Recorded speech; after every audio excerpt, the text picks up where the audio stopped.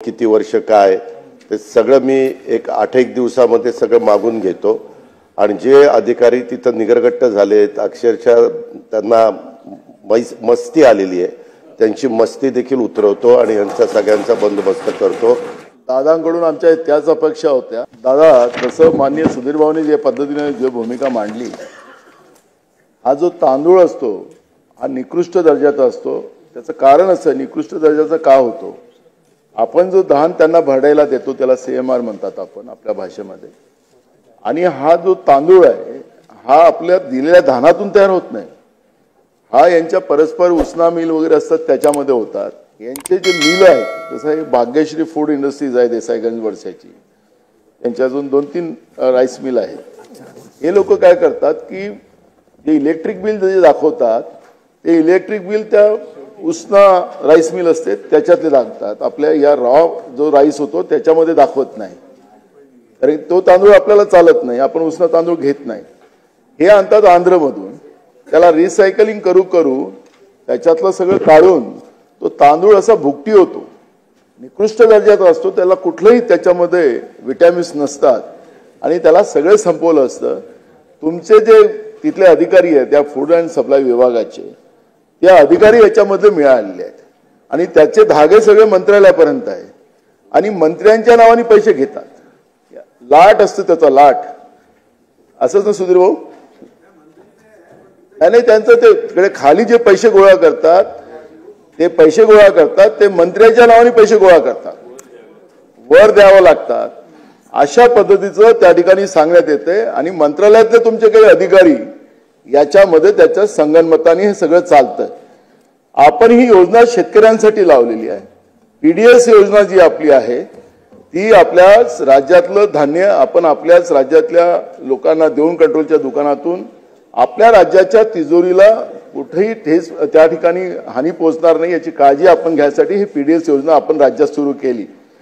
पण आज आपण पाहतोय की दरवर्षी या योजनेच्या माध्यमातून आपल्या राज्याच्या तिजोरीला लुटलं जाते आणि त्याच्यामध्ये एक ग्रुप तयार झालेला आहे आणि त्या ग्रुपच्या माध्यमातून हे केलं जाते। माझा एक स्पेसिफिक प्रश्न आहे की Bhagyashree rice industries, Maheshri food industries आणि माहेश्री एग्रो इंडस्ट्रीज देसाईगंज वडसा हे तीनही राईस मिल एकाच परिवारातील असून पुरवठा विभागातील अधिकारी, आदिवासी विभागातील अधिकारी तसेच मार्केटिंग फेडरेशन मधील अधिकारी सोबत संगनमत करून शासनासोबत सातत्यानं धोकेबाजी करतात आहे, शासनाची तिजोरी लुटण्याचं काम करतात आहे। एक बोरकर नावाचा अधिकारी आहे दादा तिकडे, तो गेले 35 वर्ष तिकडेच आहे, बदली होत नाही।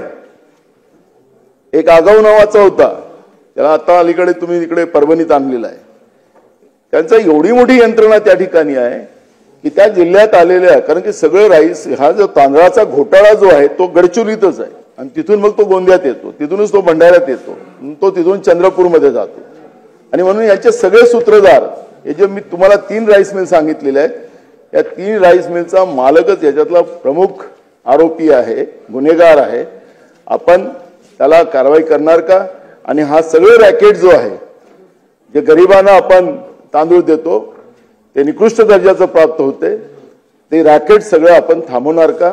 एवढंच या ठिकाणी माझा प्रश्न आहे। अध्यक्ष महोदय, सन्माननीय नाना पटोले साहेबांनी त्याच्या आधी सुधीर मुनगंटीवार साहेबांनी खूप गंभीर अशा प्रकारचे प्रश्न ह्या अन्न नागरी पुरवठ्याच्या संदर्भामध्ये विशेषतः गडचिरोली परिसरामध्ये जे काही काम चालतं त्या जिल्ह्यातील धान भरडण्याच्या संदर्भात, त्याबद्दल मी स्वतः त्याबद्दलची बैठक घेऊन आता जी काही नावं दिली, जे काही मिल दिलेले आहेत तिथले अधिकारी कोण, किती वर्ष काय, ते सगळं मी एक 8-1 दिवसामध्ये सगळं मागून घेतो आणि जे अधिकारी तिथं निगरगट्ट झालेत अक्षरशः त्यांना मस्ती आलेली आहे त्यांची मस्ती देखील उतरवतो आणि यांचा सगळ्यांचा बंदोबस्त करतो।